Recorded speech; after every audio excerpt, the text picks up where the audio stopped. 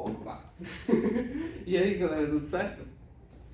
Seguinte, hoje estou gravando outra aula, logo em seguida da última que saiu no canal, certo? Que é a revisão do Enem.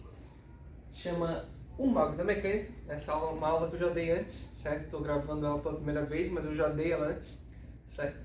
E essa aula é uma aula bem especial, ela tem umas questões interessantes sobre ela, mas eu estou gravando, né, ela em especial por conta da minha amiga Júlia, então dedico essa aula a ela. Então, muito obrigado pela oportunidade, espero que realmente te ajude. Mas, com certeza, eu espero que possa estar ajudando qualquer outra pessoa que vá assistir, né? Creio que com essa aula, qualquer um que assistir e fizer os exercícios, se dedicar, vai se tornar, né, a lenda, o mago da mecânica. Então, vamos para a aula. Antes que a gente comece com o conteúdo, eu queria fazer uma breve defesa de por que essa aula, né, como é que ela foi estruturada e tal, né? Bem, o ponto é o seguinte, a maior parte das abordagens, né, principalmente de colégio, terceiro ano, cursinho e tal, é te dar um montão de fórmula, certo? Em física, né, principalmente em mecânica. Então, para cada pequeno caso, é criada uma fórmula para que você não tenha que pensar na hora de fazer o vestibular. E tem um certo ponto positivo em fazer isso, né? Não é à toa que assim acontece, que é muito comum, né? Só que fazer isso tem um problema. Primeiro, que geralmente vai dar bastante trabalho para o aluno, porque ele vai ter que decorar um montão de fórmula, e ele provavelmente vai ver a questão e ficar pensando, meu Deus, qual é a fórmula que eu uso, né? Ao invés de se preocupar com o que ele realmente deveria estar se preocupando, né? Que é o conceito ali envolvido. E outro ponto é que nem sempre os professores de cursinho vão conseguir atualizar, né, as fórmulas deles para aquele vestibular. Muitas vezes ele vai passar várias fórmulas que não vão cair e talvez ali o elaborador da prova vai criar uma questão nova que não criou uma fórmula antes, né? Então um aluno que tiver ali uma compreensão rasa, só sabe as fórmulas de cor e tal, não vai conseguir ir bem nisso, certo? É claro que tem um valor de decorar essas fórmulas, né? Não é tudo que acontece, né? Mas na minha opinião, a melhor forma de trabalhar com isso, né, é tentando encontrar uma compreensão profunda da física, certo? Então, se você entender bem os fundamentos, que não são tantos assim, eu vou conseguir passar tudo numa aula, né? Se você entender bem isso e exercitar, você não vai precisar decorar a fórmula do lançamento oblíquo, certo? Tu vai lembrar das coisas, entender como elas funcionam, vai conseguir trabalhar da forma que foi feito para ser, em vez de decorar 15 fórmulas de lançamento oblíquo, que realmente tem. Tu vai só decorar as fórmulas que tu sempre usou, que é fácil de decorar porque tu usa para todos os exercícios, e tu só vai ter um pouco mais de trabalho para chegar ali, mas se você entender bem aquilo, não vai ser difícil para você, certo? Não vai te tomar tempo extra, certo? É um cálculo normal, certo? Então, essa é a ideia dessa aula, trazer os fundamentos, e daí, junto com essa aula, né, tem uma apostila para tu exercitar, que é a parte mais importante, que eu vou fazer tu realmente memorizar essa aula, né? Então, o capítulo 1 é uma introdução que está dizendo basicamente o que eu estou te dizendo agora. O capítulo 2 é uma apostila mesmo, um livro didático, com as explicações que tem nessa aula, para você poder reler, é muito importante que você releia, né? E tal, para entender bem, tem vários diagramas, é bem legal. O terceiro capítulo é um capítulo de memorização, então tem um montão de fórmula, talvez você esteja pensando, como é que eu vou lembrar disso? Então um capítulo só tipo assim, complete a fórmula, o que isso aqui significa, que é para tu lembrar mesmo, tu faz ali e tal e vai te ajudar a lembrar. Mas para lembrar mesmo, o bom é tu fazer o capítulo 4. Claro que é importante tu fazer o 3, mas o 4 são várias deduções que tu vai ter que fazer. Então, tipo assim, vão ser vários problemas, começando de coisas bem simples, ou seja, tu tem que lembrar do conceito de velocidade. Então, um objeto caminha essa distância por esse tempo. Qual que é a velocidade média? É bem fácil, só tu lembrar do conceito, certo? Mas quanto mais você vai avançando nos exercícios, mais você vai ter que ir associando uma coisa com outra. Primeiro tem que fazer isso, depois isso, juntar e tal. E tudo isso é você fazendo o esforço. É muito importante que tu faça esse esforço. E tu olhe a questão e pense, nossa, não consigo fazer isso. E tenta de novo, sabe? Não importa quanto tempo você passe. Sério mesmo, se você parar na metade das questões, mas fizer todas mesmo, e tu ficar quebrando a cabeça por 1 hora para resolver uma lá, sabe? Não importa quanto tempo demora. Quanto mais tempo você se esforça, se você ficar 1 hora tentando, eu tenho certeza que tu nunca mais vai esquecer esse processo, mesmo. Tu vai chegar no vestibular e tu vai saber muito bem como é que resolve aquela questão, e você vai estar preparado para chegar no vestibular com uma coisa que tu não sabe resolver e quebrar a cabeça na hora e conseguir. Então esse é o objetivo desse material. E depois do 4, né, que vai ficando cada vez mais difícil, tem o capítulo 5, que é o capítulo para você testar seus conhecimentos. No caso, né, eu fiz focado para a UFSC, que costuma ser mais conteudista, então são mais difíceis, mas se estiver exercitando para o Enem, tenho certeza que vai ser muito útil também fazer o capítulo 5, né, porque você vai conseguir ver que realmente tu aprendeu, né? E também vai ter um pouco mais de noção de como é que isso é cobrado, certo? Então, sem mais delongas, né? Vamos para os fundamentos, né? Vamos para o capítulo 2. Né? Vou tomar uma aguinha só, estou com a voz muito ruim. Gravei uma aula agora já. E eu estou com refluxo, então eu estou com uma garganta destruída, assim. Mas logo, logo eu devo estar melhor. Bem, vamos lá. A primeira, são várias, ok? A primeira é a posição. Eu vou começar de coisas bem básicas mesmo, tá bom? Mas é muito importante que tu entenda todas elas bem, tá bom? Não menospreze o que é posição. A posição é basicamente uma forma de a gente localizar o que quer que a gente esteja estudando, pode ser um objeto ou só uma ideia mesmo, em relação a um sistema métrico, ok? Então, por exemplo, vamos supor que eu crio um universo para eu trabalhar que seja só uma reta, ok? A gente diz que ele tem uma dimensão, certo? Se eu disser, o meu objeto está aqui, você vai dizer, grandes coisas, seu objeto está aqui, né? Você precisa definir um observador ou uma origem, um lugar, um ponto de referência. Então, se eu disser que aqui é a minha origem, aqui é o meu ponto de referência, aqui que começa o meu sistema, a partir daí eu consigo dizer a posição. Consigo dizer, por exemplo, esse S aqui está na posição -3. Esse S1, por exemplo. Esse objeto aqui, S2, está na posição +1,5. Entendeu? Positivo, né? E por aí vai. A posição no sistema internacional, eu sempre vou me referenciar ao sistema internacional como SI, que é mais rápido. No SI é medida em metros. Deixa eu colocar aqui. Em metros, assim. Que é uma unidade que a gente costuma utilizar normalmente, né? Certo. A gente pode medir, a gente geralmente usa a letra S, ok? S, não tem nada a ver com posição, mas é a letra que a gente usa, certo? E aqui a gente pode ter, por exemplo, um sistema bidimensional. No sistema bidimensional a gente também tem uma origem, né? Mas para determinar o S, a gente vai precisar de dois pontos, né? Duas informações, perdão, dois números, né? Então aqui a gente tem o ponto S, ele tem um X, ele tem um Y, né? Aqui a gente chama de abscissa, aqui a gente chama de ordenada, mas isso é coisa matemática, certo? O ponto é, S é a posição, é medida em metros, tá bom? É sempre um ponto. Bem, depois da posição, a gente tem o conceito de distância. Eu vou estar falando bem rápido, tá bom? Porque é bastante conceito mesmo. E eu quero tentar abordar tudo e, se sobrar tempo, fazer alguns exercícios para dar uma ideia de como é que é o processo de pensamento, tá bom? Mas bem, a distância é a variação da posição, ok? Então imagine que eu tenho aqui um sistema qualquer, que eu tenho um observador. Aqui eu tenho o meu S0 e aqui eu tenho o meu S. Observem o sobrescrito, ok? Sobrescrito é o nome que a gente dá para quando a gente coloca uma letrinha, um número, qualquer coisa, embaixo de uma letra, ok? S e S0 são posições diferentes, são coisas diferentes. Por isso que eu estou dando dois nomes, um S e o outro S0. São completamente diferentes, ok? Mas eu mantive a letra S para lembrar você de que isso é uma posição. Sempre que eu uso S é posição. Então a gente sempre tenta manter a letra para lembrar que isso aqui é uma posição. O zero é sempre usado, quase sempre, né? Para dizer o inicial, ok? Então S sem nada é o S atual, é o S com o qual eu estou trabalhando. S0 é a posição inicial.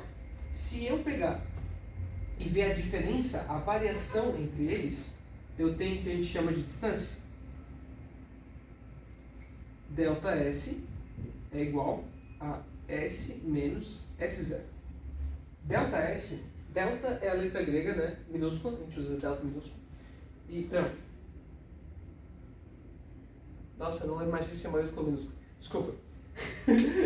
O delta é o que a gente usa para dizer diferença. Quase sempre que a gente usa delta, a gente está falando do final menos o inicial. Final menos o inicial é o que a gente usa como delta. E faz todo sentido aqui, né? Aqui a gente tem o final, a gente subtrai do inicial, a gente tem toda a distância percorrida. Certo? Essa é a diferença, a variação da posição, por isso a gente chama de distância. Também é medida em metros no SI, e a letra que a gente usa é delta S, né? O símbolo. Delta S. Ajuda a gente a lembrar a fórmula, né? Bem, essa é a distância. O terceiro é o deslocamento. Eu vou cometer alguns crimes, certo? Eu vou ir de baixo para cima e tal, porque tem muita coisa para encaixar, tá bom? Provavelmente eu vou ter que apagar bastante coisa. Descolamento, é isso? deslocamento, com L, deslocamento, assim. Você deve estar pensando, distância, deslocamento? Bem, tem uma questão bem importante. A distância, também chamada de distância percorrida, é absolutamente o que foi percorrido, né? É a diferença de posição. Agora, o deslocamento é um vetor, ok? Então, imagine que você fez a seguinte rota. Você estava aqui na posição inicial e você chegou até essa posição final aqui, S. Mas você fez essa rota aqui.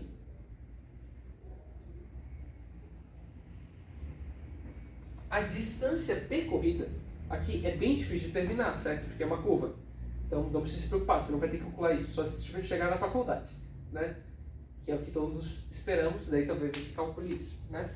Nesse caso, aqui essa é a distância percorrida, é bem grande. Mas o deslocamento é um vetor, assim, ó. Ai, tá assim.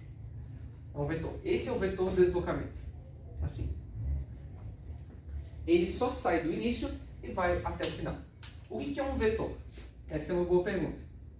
Os vetores são grandezas das quais a gente se importa para onde eles estão indo. Okay? Então, qualquer grandeza que você pode perguntar para onde é um vetor. É uma grandeza vetorial. Certo? Esse é o jeito fácil de lembrar, né? Então, por exemplo, posição. Posição para onde? Não faz sentido. Coisas que não são vetoriais, grandezas que não são vetoriais, a gente diz que são escalares, são estáticas. Certo? Então, posição é uma grandeza escalar. Você não pode perguntar para onde. Posição para onde? Não faz sentido. Distância. Percorrer uma distância. Para onde? Até faz sentido, mas é meio estranho. Certo? Distância não é vetorial. Distância percorrida. Né? Principalmente se a gente colocar percorrida fica mais claro. Né? Distância percorrida para onde? Não faz tanto sentido. Agora, deslocamento para onde é potente. Eu sei que na distância não encaixa tão bem, né? Tanto que isso é só um macete, né? Não é a definição certa. Né? Isso aqui é uma grandeza vetorial que você pode perguntar. Para onde? Ela tem, a gente diz que ela tem módulo, direção e sentido. É o vetor, ok? Não dá para esquecer. Tem direção, sentido e magnitude.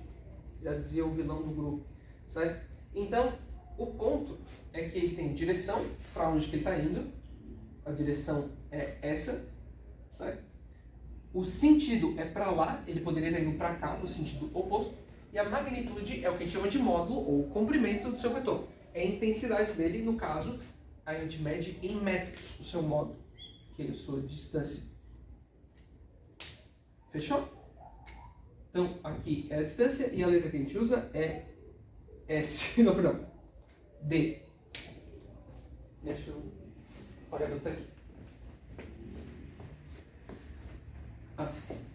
É a letra D. Uma coisa interessante sobre os vetores é o seguinte. Para denominar o módulo do vetor, ou seja, só a magnitude, o comprimento dele, o jeito certo seria fazer assim, ó. Módulo do vetor. Certo? Mas existe um jeito comum de fazer, que é só escrever ele sem o símbolo de vetor. Okay? Esse é o jeito usual de se fazer. Se eu fizer isso aqui, numa discursiva, qualquer um dos dois tá de boa. Mas se eu fizer isso aqui, o professor que está corrigindo vai ficar mais feliz. Então, né, minha recomendação. Mas deslocamento é uma grandeza vetorial. Certo? Próximo, esse aqui foi o terceiro, é o tempo. É isso. O tempo vocês conhecem bem, mas tem uma questão importante, tá bom? O tempo, ele é que nem a posição, certo? Como assim? Ele importa muito o referencial. Então, se eu começo a cronometrar agora, quando eu cliquei foi o 0, certo? E daí, a partir daí, todas as coisas começaram a ter um tempo. Então, o momento que eu parei de fazer o som de... isso foi, sei lá, no tempo 1,5, vamos supor que passou no segundo e meio. Daí, o tempo 1,5, no caso a gente usa a letra T, é como se fosse a posição do acontecimento que eu falei na história, certo? Então a gente tem a origem do tempo, que foi quando eu cliquei, e daí tem aqui o acontecimento depois de 1,5, né? A gente mede em segundos, no SI, foi o momento que eu parei de fazer o som. Então ele tem aqui o nosso objeto, né? O momento que eu parei, ele tem um momento específico, então ele precisa de um observador. É por isso que você eventualmente vai encontrar alguns professores falando, não existe tempo negativo, certo? E toda vez que você sabe que eu ouvi isso, sabe que eu estou morrendo por dentro, porque existe tempo negativo. Quer dizer, para mim, você pode dizer que não existe tempo negativo se você usar como referencial de tempo o Big Bang, ok? Se você não fizer isso, daí tu tem um problema, certo? Se você começar em qualquer outro momento, para mim, daí você vai ter que considerar que existe tempo negativo. Porque aqui é o nosso referencial de tempo, se uma coisa aconteceu antes do nosso referencial de tempo, daí evidentemente vai dar um tempo negativo, certo? Então vamos supor, por exemplo, você faz um sistema em que aqui é o nosso referencial de tempo, ok? Aqui a gente tem um objeto, essa linha aqui é tanto da posição quanto do tempo, tá bom? Aqui a gente tem um objeto indo para cá e aqui a gente tem outro objeto indo para cá. Só que esse aqui está indo mais para cá, está indo mais rápido, tá bom? Certo. Vamos supor que tu vai lá e faz um sistema e calcula quando que é a colisão desses dois objetos. Evidente que você não vai encontrar colisão, certo? Porque eles nunca vão se colidir. Falso. Você vai encontrar colisão. Que se você regredir o tempo, começar a voltar aqui, você vai perceber que eles vão colidir, só que antes de você começar, certo? Ou seja, se isso aqui for uma questão do Enem, você vai dizer, eles não colidem, certo? Mas se você estiver fazendo isso para um cálculo para saber quando eles colidiram, você vai saber, eles colidiram antes do momento em que eu determinei arbitrariamente o sistema de tempo, ok? Então, quando uma questão determina para você quando é o sistema de tempo, daí você diz, o tempo, isso não aconteceu, certo? Agora, se você determinou o sistema de tempo, daí você sabe, isso aconteceu sim, só que foi antes do que quer que eu tenha determinado como sendo zero, beleza? Por isso que é importante você ter essa noção. O tempo também tem um referencial.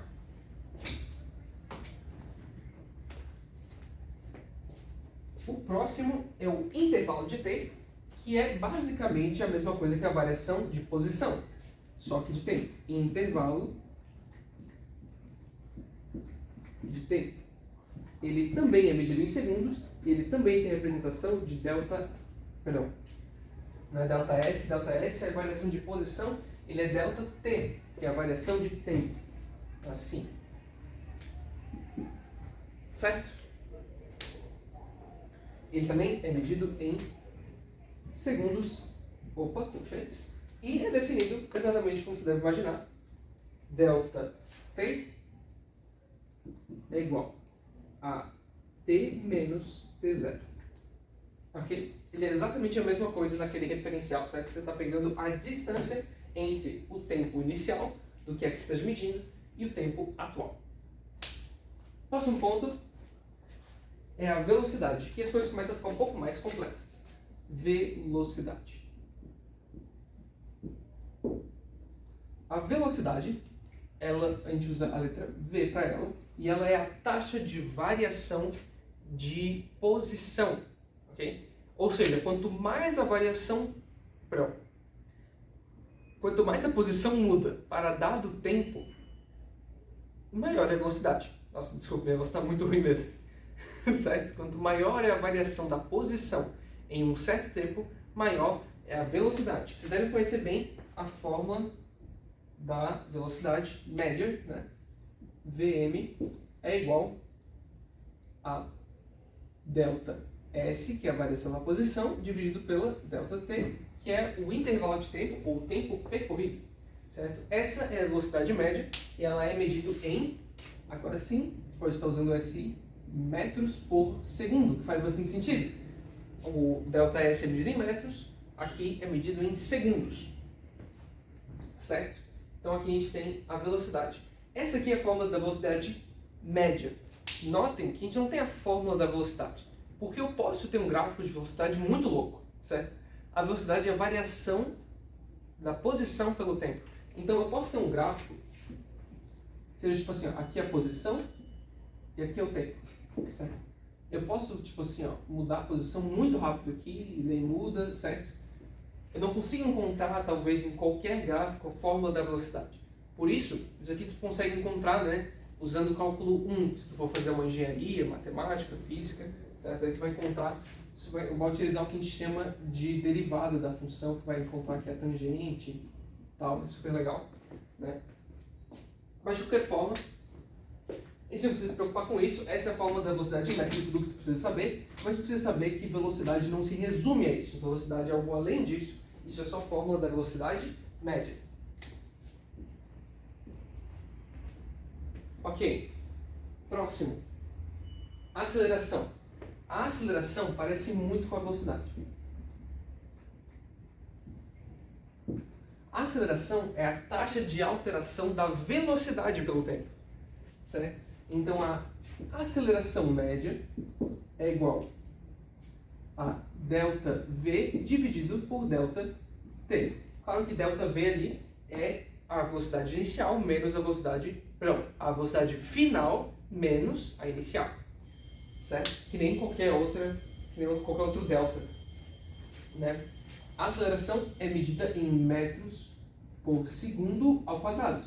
Faz bastante sentido, certo? Velocidade é em metros por segundo. Se você dividir de novo por segundo, vai ficar ao quadrado aqui, certo? E a letra que a gente costuma utilizar é o A minúsculo, assim, aceleração.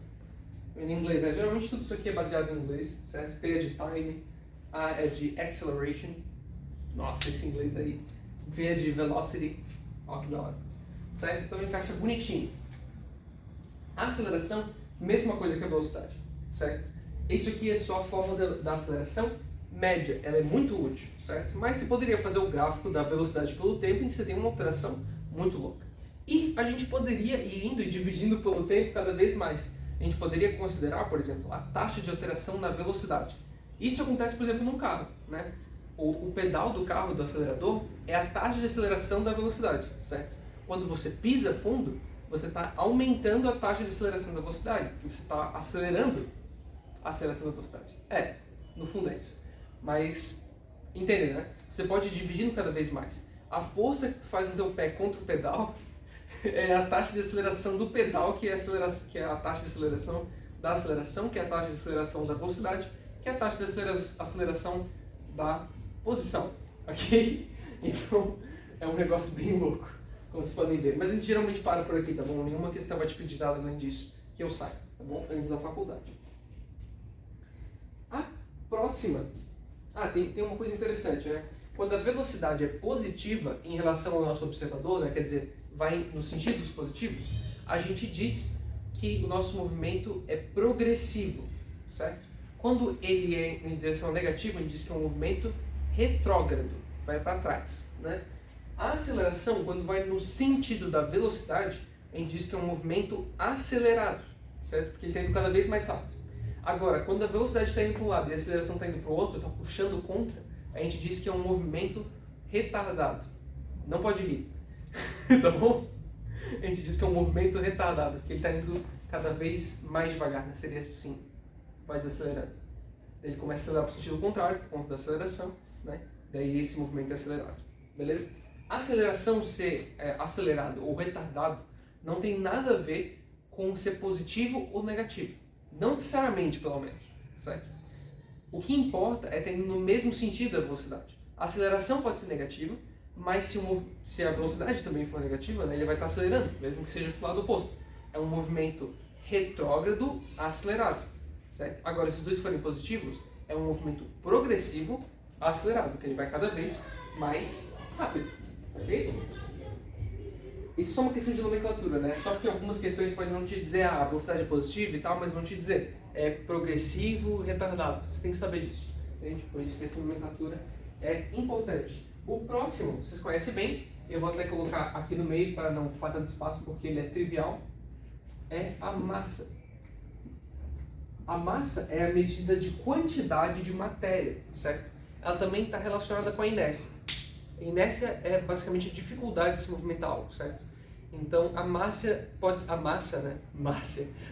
considerada como uma taxa de medida de inércia também, mas é basicamente a quantidade de matéria e é algo inerente a um corpo. Então se há um corpo que você está estudando, ele tem massa.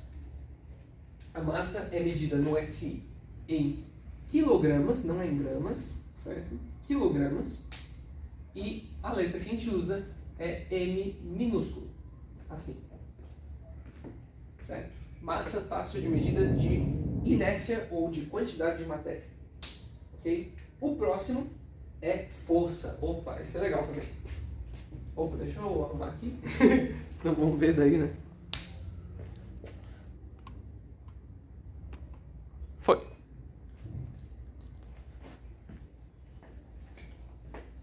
Próximo. Força. Força é a primeira lei de Newton, é definida pela primeira lei de Newton, né? E força é definida como a relação entre dois corpos que ocasiona um movimento, uma aceleração, ocasiona uma aceleração ou uma deformação no corpo, ok? Isso é só um nome chato, certo? Mas eu imagino que vocês entendam bem o que é uma força, certo? Não necessariamente ocasiona um movimento, ocasiona uma aceleração, ok? Por exemplo, existe uma força gravitacional sobre mim, certo? Ela está causando a aceleração, né, da força-peso. Eu posso não estar acelerando para baixo, certo? Mas eu estou com uma aceleração resultante nula, mesmo tendo uma aceleração para baixo e uma aceleração para cima. Isso é uma questão vetorial, a gente vai ver melhor sobre vetores ainda hoje, porque acho que é a parte de trabalho que eu passo. Okay? Mas a força é definida como sendo o produto entre a massa e a aceleração. Desculpa, faltou uma coisa importante, tá bom? Essas grandezas aqui de baixo são todas escalares, né? Essas duas aqui. Agora, a velocidade, ela é vetorial. E a aceleração também é vetorial. Por quê? Porque aqui, o ΔS, no caso da velocidade, ele pode ser considerado como deslocamento, ok? Depende... Perdão, deixa eu arrumar isso aqui. A velocidade média é escalar, mas a velocidade mesmo, ela é vetorial. Desculpa, eu tô meio morrendo. Ok? A velocidade mesmo, ela é vetorial. A velocidade média, ela é só um número, ela é só escalar mesmo. Porque ela é a média da velocidade, ela não significa nada mesmo. Agora, a velocidade ela é escalar, ou seja, ela tem para onde? Ela tem uma velocidade para onde? Para onde que é essa sua taxa de alteração de posição, certo? O mesmo para a aceleração. A aceleração média não é vetorial necessariamente, mas a aceleração é. Claro, né? Se a aceleração for constante de um sistema, daí você calcula a aceleração média, essa aceleração constante é a aceleração que você está analisando. Então ela vai ser um vetor, nesse caso. Né? Mas de forma geral, você não necessariamente considera a aceleração média como sendo um vetor. Essa aqui é vetorial, ela tem um sentido, ela tem um para onde. Tanto que eu falei, né? Eu tenho a aceleração da gravidade para baixo, eu tenho a aceleração causada pela força normal do chão, que é para cima. Elas são dois vetores, elas vão se anular. Okay? Isso eu explico um pouco melhor depois. Mas esse A aqui, ele é vetorial, e esse F também. Claro que a fórmula também funciona na sua versão em módulo, tá bom? Tanto que foi assim que eu escrevi a primeira vez. A força é medida no SI com newtons, ou a gente consegue colocar a fórmula completa dela, massa é em quilogramas, e a aceleração é metros dividido por segundo ao quadrado. Newton é só um apelido para quilograma metro por segundo ao quadrado. Claro que eu prefiro bem mais Newton, certo? Geralmente vocês vão estar utilizando o Newton para descrever força, porque é bem mais curto, mas os dois são exatamente a mesma coisa, tá bom? E ela é usada, geralmente, a letra F para representar, certo? Ok. O próximo, eu vou até mudar de mesa já. O próximo é... eu me confundi, me perdoe. A força é a segunda lei de Newton, tá bom? Não é a primeira. O que eu queria lembrar era na outra aula que eu gravei, era a primeira lei da termodinâmica. A que eu perdi, certo? Essa aqui é a segunda lei de Newton, tá bom? Correçãozinha aí. O próximo é 10, trabalho, é o meu favorito. Bem, trabalho, como eu disse na outra aula, talvez você não tenha assistido, né? Ele tem duas formas de representação. O trabalho pode ser tanto utilizado tal, que é o meu favorito, se não me engano o material está só tal, certo? Mas também pode usar W. Alguns lugares, algumas apostilas têm W. W é de work, certo? Tal é de trabalho mesmo. Acho que faz mais sentido usar tal. Então, tal é uma letra grega, né? A gente utiliza em algumas outras fórmulas também, certo? E para medir trabalho a gente usa Joule, porque trabalho é energia, ok? Certo? O trabalho é definido como sendo força vezes deslocamento.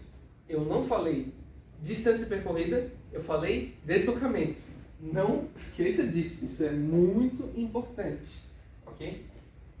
Veja bem, quando eu faço qualquer coisa e eu pergunto o trabalho, eu preciso perguntar o trabalho exercido pela força. Todo trabalho é considerado um trabalho de uma força. Assim. Ok? Trabalho é trabalho de força. Ok? Então, por exemplo, qual que é o trabalho exercido por mim quando ando? Nenhum. Ok? Sim, eu estou repetindo isso na outra aula, porque tu não pode esquecer. O trabalho, ele é sempre de uma força, tá bom? Deixa eu tomar uma aguinha. Nenhum corpo exerce trabalho. Se uma alternativa do Enem te perguntar se perguntar se tu sabe, né? Que um corpo exerceu trabalho, você não marca. Não importa se calculou e deu certo. O corpo não exerce trabalho. Quem exerce trabalho é força. E o motivo disso é que frequentemente no corpo a gente tem várias forças. E cada uma delas exerce um trabalho diferente. Por exemplo, o trabalho da minha perna.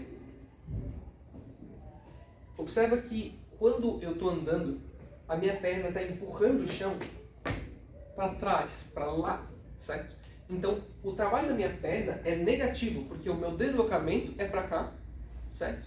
E o movimento que eu estou fazendo é empurrar o chão para trás, certo? Então, o trabalho do meu corpo, né, mesmo que a minha perna está fazendo, né, nesse sentido que os meus músculos estão fazendo, é um trabalho negativo. Agora, o trabalho da força de atrito, que está fazendo o que o chão está fazendo, em resposta a empurrar o chão, é me jogar para frente. A força de atrito está indo no mesmo sentido do meu movimento.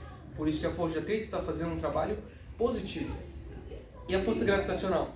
A força gravitacional não está causando nenhum deslocamento, porque o meu deslocamento está indo no sentido horizontal e a força gravitacional é para baixo, certo? O meu deslocamento é totalmente oposto ali à gravidade, não está exercendo nada, certo? Não é o oposto, né? É no sentido ortogonal, não está fazendo nada. Então o trabalho da gravidade é nulo, assim como o trabalho da força normal, que está exercendo de baixo para cima, que é vertical, né? Não está exercendo nenhum trabalho. Todo o trabalho está sendo feito pela força da minha perna e pela força de atrito.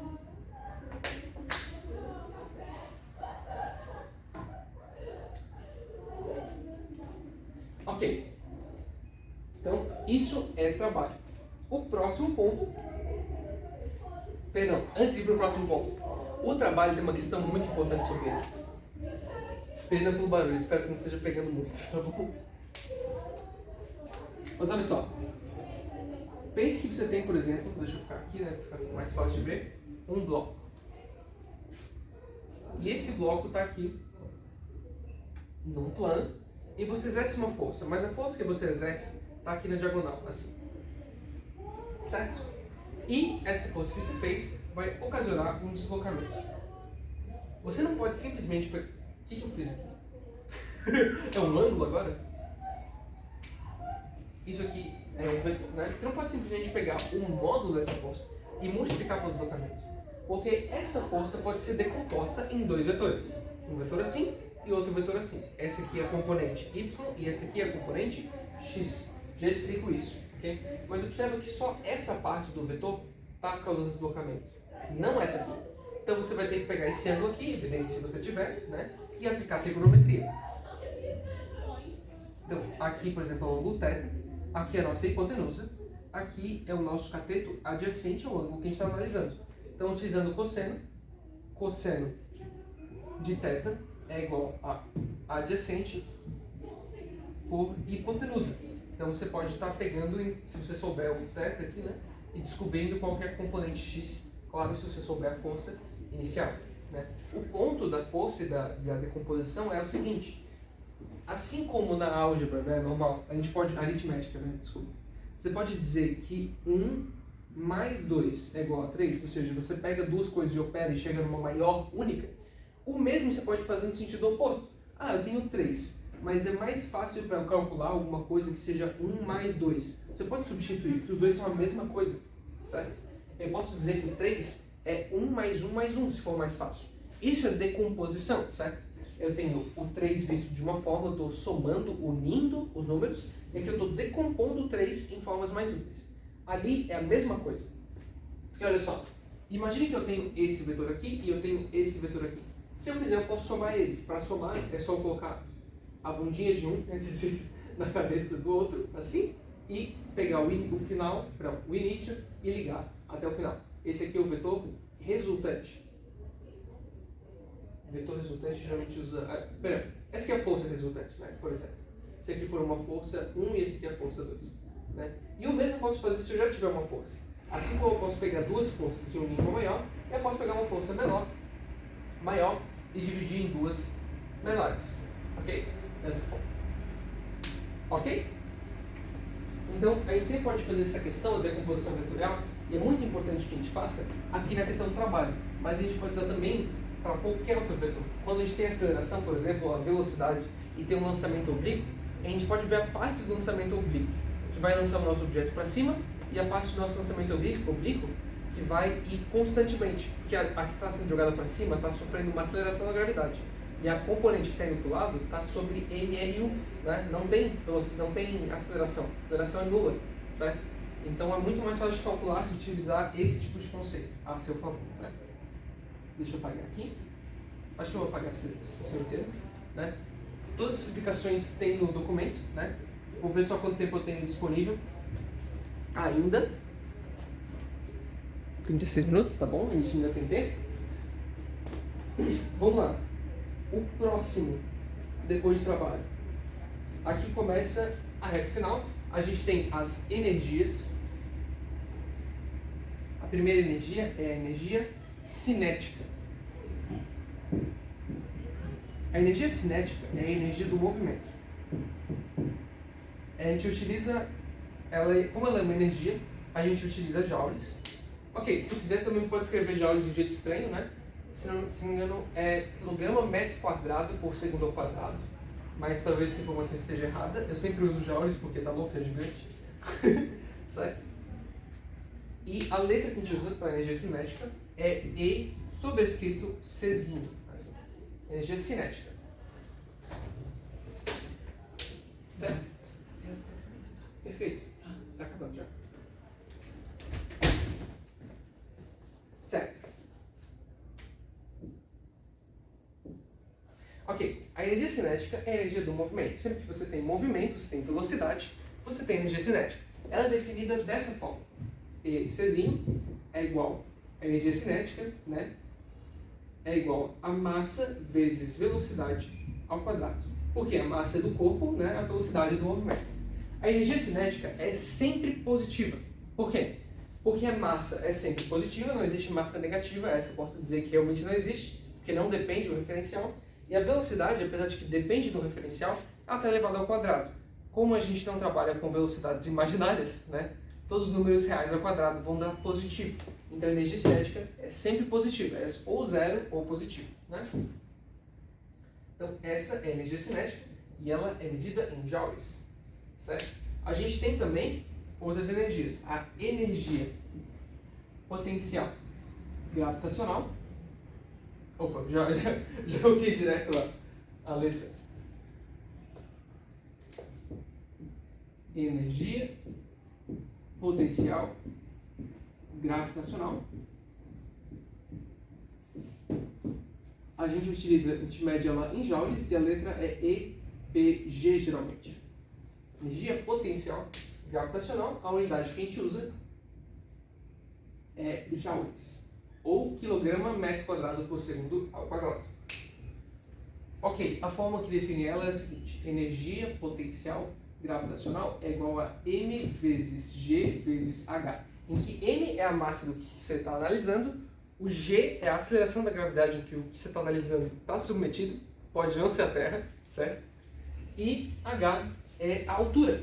Note, a altura aqui, ela é uma posição, tá bom? Poderia ser S, se você quisesse muito, né? Você não consegue ver ali o S, né? Mas nota, o S, a posição, a altura, tem a ver com o referencial, tem a ver com o observador. Então, por exemplo, se eu disser que o chão é o observador, né?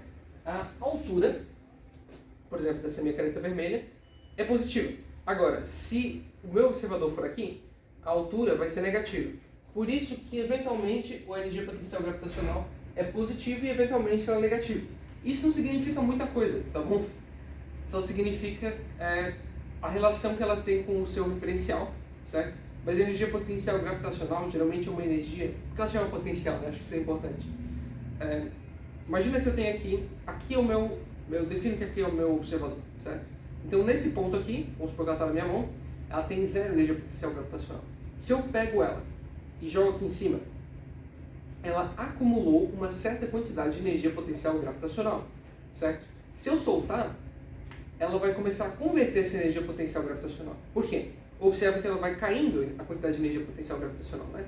Vai diminuindo até que vira zero. Porque na minha mão ela tem altura zero. A energia potencial gravitacional é zero. Mas observe que quando ela está na minha mão, ela não está sem nenhuma energia. Porque toda a energia potencial gravitacional que ela tinha foi lentamente se convertendo para energia cinética. Certo? Como é que eu sei que nada foi perdido nesse caminho? Eu vou chegar lá. Não vou dar spoiler, certo? Daqui a 2 pontos, certo? Mas notem que a energia potencial gravitacional é uma energia em potencial. Ela vai se tornar cinética. Eventualmente pode se tornar cinética. Né? Por isso que a gente chama de energia em potencial. Né? Energia potencial gravitacional. A próxima é outra energia potencial. A energia potencial elástica. Agora vamos lá, sobre a nomenclatura. Tem gente que coloca energia potencial elástica, assim, EP, ou pode ser também EPEL, energia potencial elástica, assim. Eu particularmente gosto mais de EP porque eu gosto muito de coisas padronizadas e para mim ter 3 letras é um absurdo, ok? Mas use como quiser, né? EPEL parece mais potencial elástica, né? Então, por isso é um pouco melhor, né? E é um bom argumento. E ela também é uma energia, então a gente mede em joules. Certo? Uma coisa importante sobre o trabalho. O trabalho, ele também, eu não sei se eu expliquei isso, posso estar confundindo, perdão, né? Mas o trabalho, ele pode ser entendido como uma variação de energia, certo? Então, quando eu pego, né, essa minha caneta na minha mão e exerço o trabalho para cima, para colocá-la num nível de altura maior, para dar mais energia potencial gravitacional para ela, essa energia que ela obteve até chegar aqui em cima foi o trabalho que a minha mão exerceu. A força que eu fiz, vezes o deslocamento, é exatamente a mesma quantidade de energia potencial gravitacional. Porque aqui a minha caneta estava parada e no nível zero. Ela estava com zero energia mecânica em geral. Ela não tinha nem energia cinética, nem energia potencial gravitacional, certo? Agora, quando eu coloquei aqui, ela recebeu energia. De onde é que veio essa energia? Essa energia veio da minha mão, eu transferi da minha mão. A transferência de energia é o trabalho que eu fiz. A força da minha mão, vezes o deslocamento para cima, dá exatamente a mesma quantidade de energia aqui. Se você perceber, isso faz muito sentido. Por quê? Porque M vezes G é massa vezes aceleração. E massa vezes aceleração é a definição de força. E H é uma medida de deslocamento. Interessante, né? Faz todo sentido, ok? Então, é por isso que, no fundo, a energia potencial gravitacional e trabalho estão diretamente ligados. E o trabalho também está ligado com essa aqui, é um pouco mais difícil, porque aqui tem um quadrado, tem um sobre 2. No fundo, você até consegue fazer uma mistura ali, porque velocidade é distância sobre tempo, aí tu vai lá e dá uma mexida.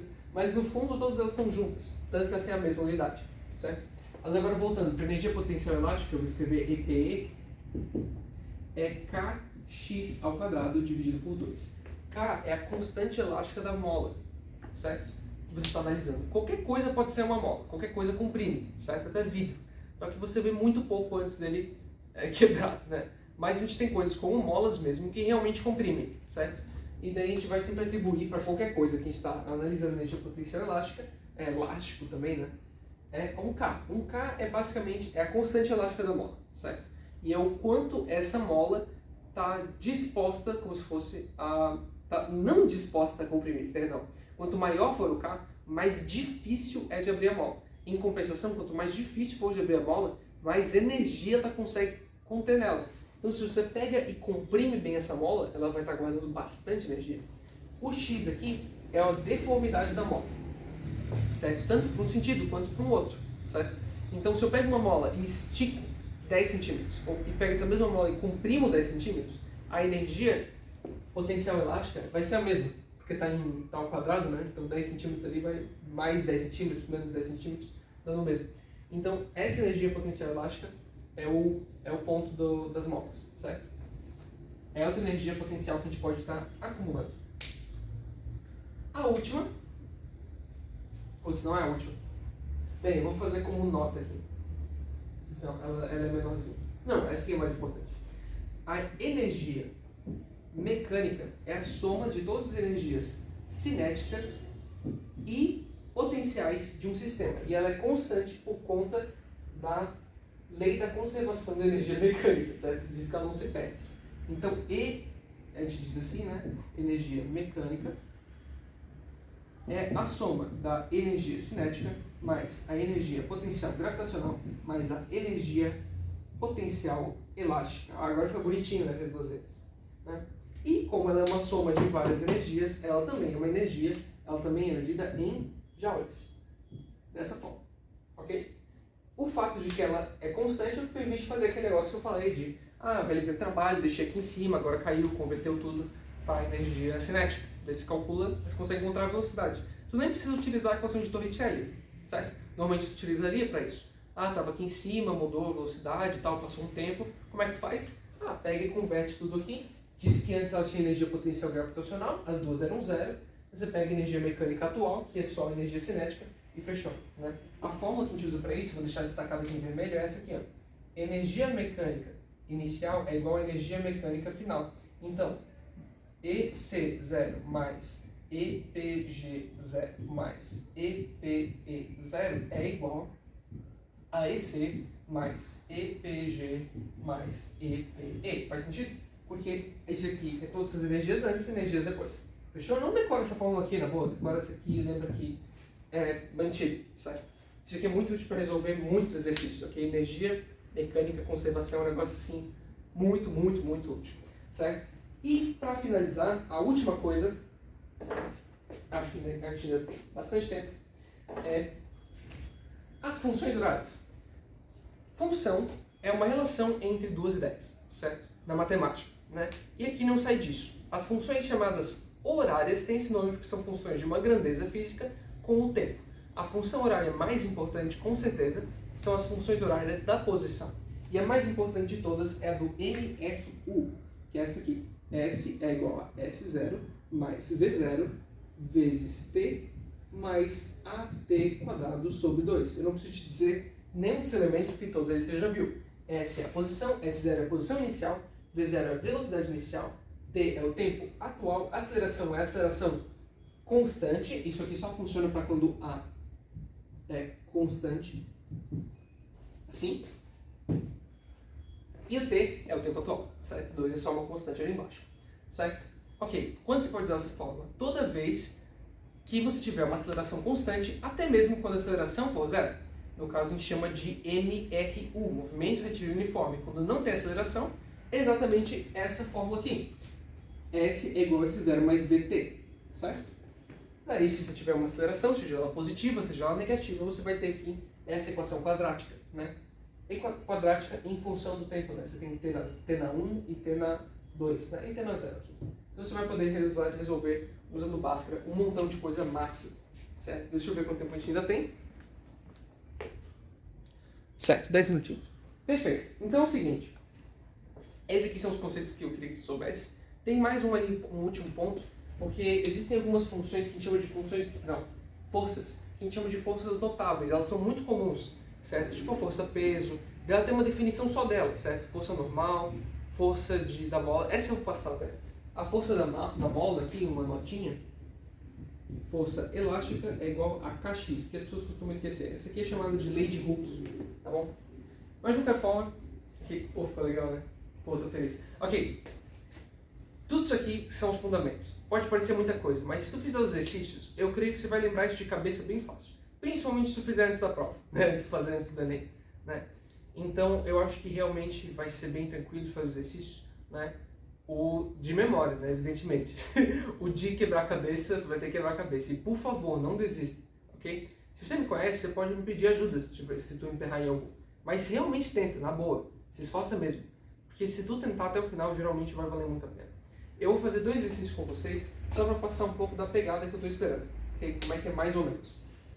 Esses exercícios aqui não são tão difíceis, tá bom? Quer dizer, o primeiro é bem de boa, o segundo é um pouco mais difícil. Exige um pouco mais.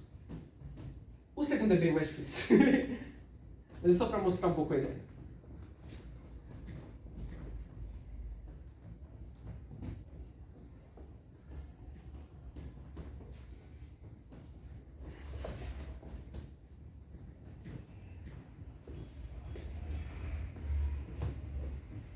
Ok? Depois da sessão do Isaac apagando o quadro e tomando uma aguinha, alguma dúvida? Vamos lá. Pense o seguinte. Você tem questão 12. Aqui. Você tem um objeto de 2 quilos. Okay? Esse aqui são 2 do meu material, né, evidentemente. Você tem um objeto de 2 quilos. Ele inicialmente está a 4 metros por segundo. E uma força realiza certo trabalho, né? E acelera ele até 20 metros por segundo. Okay? Então vamos lá. Notas. A massa dele é igual a 2 kg. A velocidade inicial dele é 4 metros por segundo. E a velocidade atual dele é 20 metros por segundo. A pergunta é: qual é o trabalho exercido por essa força? Ok, existem algumas formas de resolver. Existe uma bem difícil, ok? E talvez seja a primeira que tu pense. Por quê? Ele pede o trabalho, então eu preciso usar a fórmula do trabalho. A fórmula do trabalho está bem... Aqui, eu apaguei. Certo? A fórmula do trabalho é força vezes deslocamento. Assim, certo? Força vezes deslocamento. Nesse caso, você vai perceber que você tem um problema, porque você não sabe nem a força nem o deslocamento. Daí você vai ter que se matar tentando encontrar aqui a relação entre a função horária, o deslocamento e a força. Porque a força é massa vezes aceleração, você vai ter que fazer um sistema de grau 2. É bem complicado, ok? Então, não faça isso. O que tu pode fazer? Note o seguinte: o trabalho, como eu expliquei, é a variação de energia mecânica. O trabalho é a variação de energia mecânica. Então, nota, no começo ele tinha uma energia mecânica, certo? Porque ele tinha uma massa e tinha uma velocidade. E no final ele tinha muito mais energia mecânica. Ele tinha a mesma massa, mas tinha muito mais velocidade, certo? Então, ele teve uma variação de energia mecânica e esse foi o trabalho que ele exerceu, certo? A força exerceu um certo trabalho e deu essa energia mecânica para o seu objeto que agora está movendo mais rápido. Então, o que você faz? Você diz... Essa aqui é a fórmula bonitinha, né? A variação de energia mecânica é igual ao trabalho. A variação de energia mecânica não é N maiúsculo, é E, sim. É a energia mecânica final menos a inicial. A energia mecânica final, lembrando que ele está no plano, né? Então, no caso, ele só tem energia cinética. Energia cinética. Então, ele tem a massa dele vezes a aceleração final dele. Isso dá 20 metros por segundo ao quadrado, porque é mv quadrado, sobre 2, essa energia final, menos a inicial. 2 vezes 4 metros por segundo ao quadrado dividido por 2. Assim, isso é o nosso trabalho exercido, porque o trabalho é a diferença de energia mecânica. Então, isso dá 20 ao quadrado, que é 400, menos 4 ao quadrado, que é 16. Isso dá 400 menos 16, que dá 384 joules. Se tu não colocar unidade no meu negócio, eu vou ficar triste, tá bom? Coloca unidade. Na boa, coloca unidade. Confia em mim. Se tu esquecer a unidade, tu perde a questão. Se for aberta, né? Aberta não, se for aberta da UFSC, né? Aberta nem... Não. Perdão, se for discursiva, me confundi. Se for discursiva da UFSC, tu perde, se não colocar, perde uns pontinhos, não sei se tu perde inteiro. Certo? Eu tiraria inteiro, na boa. Não pode esquecer disso aqui, cara. Isso aqui é muito importante. Tá? E é isso. Última questão dessa aula, só para finalizar. Essa é uma questão um pouco mais ferrada, né? Questão número 13. Questão número 13. Vamos lá. É o seguinte. Você tem uma força que acelera um corpo do repouso de 2 kg. Adoro 2 kg. Então você tem um corpo de 2 kg e ela acelera esse corpo durante 2 segundos. O trabalho total foi de 100 joules, trabalho exercido por essa força, né? Então, qual foi o deslocamento? Vamos lá. Uma força acelera um corpo de massa igual a 2 kg, certo? Durante 2 segundos. Durante 2 segundos, ok? O trabalho total, trabalho exercido pela força, foi de 100 joules. A pergunta que fica é: qual que foi o deslocamento? Essa parece ser complicado, né? Parece que tem informação faltando, né? Mas o ponto é o seguinte: no início ele estava em repouso. Essa é uma informação que você não pode perder, porque no começo ela estava com 0 de energia cinética, 0 de energia potencial gravitacional, 0 tudo, certo? Mas ela passou a ter energia potencial depois aí dos 2 segundos em que ela recebeu aquele impulso. Você pode resolver usando impulso, mas eu não te ensinei impulso, você não precisa disso, ok? Como é que se faria então, certo? Você sabe, primeira coisa, que o trabalho que ela exerceu foi exatamente a energia cinética, porque todo o trabalho foi convertido nesse movimento, ok? Então, a primeira coisa que tu sabe. Perdão, vamos lá. Primeira coisa que tu sabe do trabalho, né? Você sabe que houve uma força, e a força pode ser descrita como uma massa, que é 2 kg, vezes uma certa aceleração, força vezes deslocamento. Isso foi 100 joules, porque isso foi o trabalho que a força exerceu. Mas a força que ela exerceu, como ele já estava em repouso, foi toda convertida em energia cinética. Então, a energia cinética dele, que é 2m v ao quadrado, você não sabe qual é a velocidade, dividido por 2, isso dá 100 joules. Certo? Porque toda a energia do trabalho, que foi 100 joules, foi convertida em energia cinética. E aqui tu disse: ah, ótimo, eu tenho aqui 2 equações e 3 variáveis, é impossível resolver esse sistema. Até tu lembrar que você sabe a fórmula da velocidade, está aqui? Aqui, ó. A velocidade é ΔS sobre ΔT. Você pode resolver isso transformando em ΔS sobre ΔT, ok? Porque o ΔT tu sabe e o ΔS é o D que tu pode descobrir. Eu prefiro resolver de outra forma, ok? Transformando a velocidade em aceleração. Olha só. A aceleração, vou tirar o média, é igual a velocidade, vou tirar o delta, sobre o tempo. Vamos dizer assim. Ou seja, a velocidade é igual a aceleração vezes tempo. Opa! Vezes tempo. Assim, certo? A gente pode escrever dessa forma. Então, a gente pode substituir esse V aqui por V ao quadrado é igual a A vezes T ao quadrado. Você faz a distributiva do expoente, né? A ao quadrado vezes T ao quadrado. O tempo, a gente viu que é 2 segundos, tempo ao quadrado dá 4. Então, aqui a gente pode dizer que isso é A quadrado vezes 2 ao quadrado. Show? Ótimo. Aqui a gente cota 2 com 2, né?